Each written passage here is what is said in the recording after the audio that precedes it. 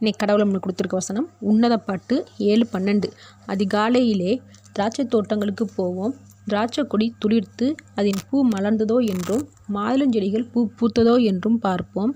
அங்கே என் நேசத்தின் உச்சிதங்களை உமக்கு தருவேன். இந்த வசனத்தை கொண்டு கடவுள் நம்மகிட்ட என்ன சொல்கிறத பார்ப்போம். உன்னத பாட்டை எழுதினவன் சாலமோன். இவன் சுலாமித் என்ற பெண்ணுக்காக பாடப்பட்ட பாட்டு தான் உன்னத பாட்டு. ஆனால் நிறைய பேர் சாலமோன் தேவனை நினச்சி பாடினான்னு நினச்சிட்டு இருக்கிறாங்க. ஆனால் அது இல்லை. இந்த உன்னத பாட்டை பல போதகர்களும் விசுவாசிகளும் தேவனின் அன்பை புரிந்து சொல்கிறதுக்கு ஒரு உதாரணமாக பயன்படுத்துகிறாங்க. ஏன்னா இதில் இருக்கும் அன்பு மிகவும் ஆழமானது, உண்மையானது, நெருக்கமானது.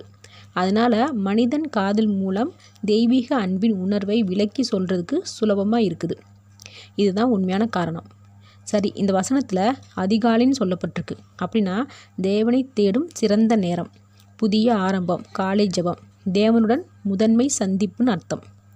அடுத்து திராட்சை தோட்டம், நம் வாழ்க்கை, அதாவது தேவன் நம்மளுடைய வாழ்வு வளர்கிறதா கனி கொடுக்குதான்னு பார்க்குறாரு. அடுத்து முளை, பூ, மலர்.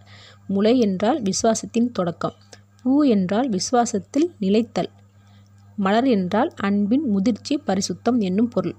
அடுத்து என் நேசத்தின் உச்சிதங்களை உமக்கு தருவேன், அதாவது தேவனிடம் நம்மை முழுவதுமாக அர்ப்பணித்தல். அப்போது தேவனை நம்ம எப்படி தேடணும், நேசிக்கணும், எதிர்பார்க்கணும்னு இந்த வசனத்து மூலியமாக நம்ம தெரிஞ்சுக்கிறோம். ஆமேன்.